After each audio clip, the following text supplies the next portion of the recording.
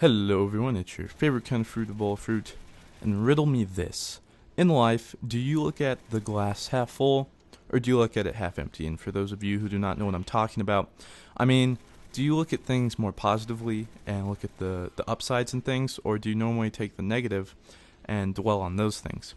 Because I think in life, we humans are wired to more so take the negative and dwell on that rather than take the positives we receive and go run with that.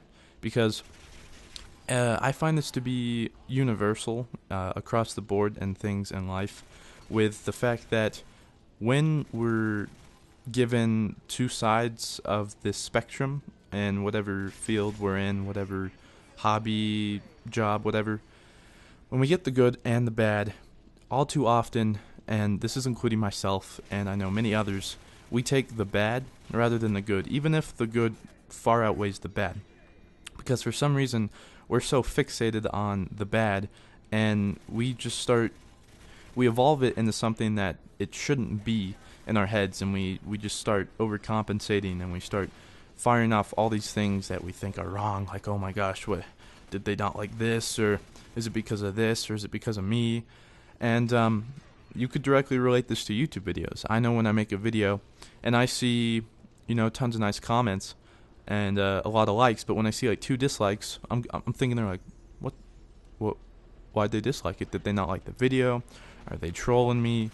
And then I just start firing off all these things. I'm trying to see, well, maybe it was this, maybe it was that. Was my audio too low? Is the video quality bad? Is the gameplay bad?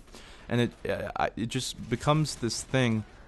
It almost becomes like a monster inside of us, and it takes us over because we just get so caught up in it that we lose ourselves and the sight of what we're trying to do and accomplish. Because if you make this great artwork, let's say, and you show it to a huge panel of prestigious artists, and 99 out of 100 go, that is the best painting I've ever seen in my life.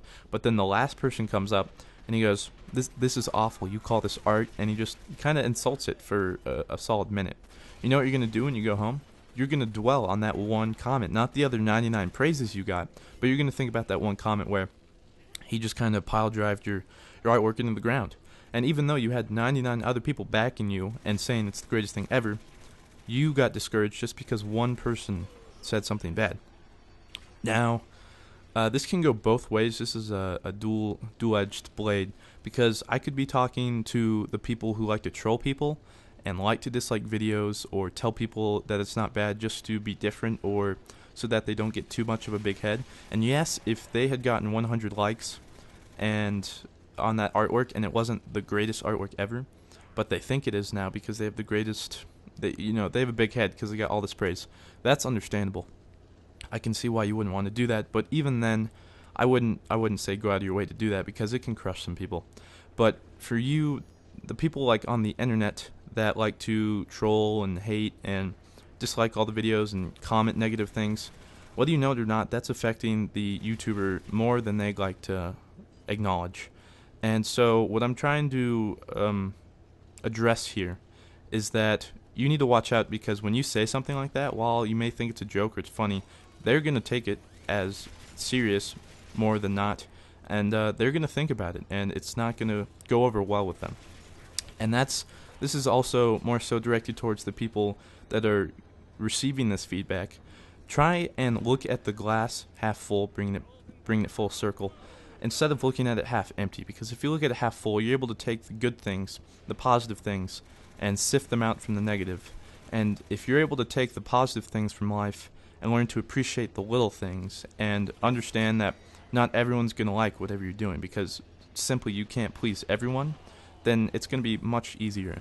And if you're at a point in your life where you're able to do that, you're great. You are beautiful. Just stay where you are, because I envy you, because I just can't do that.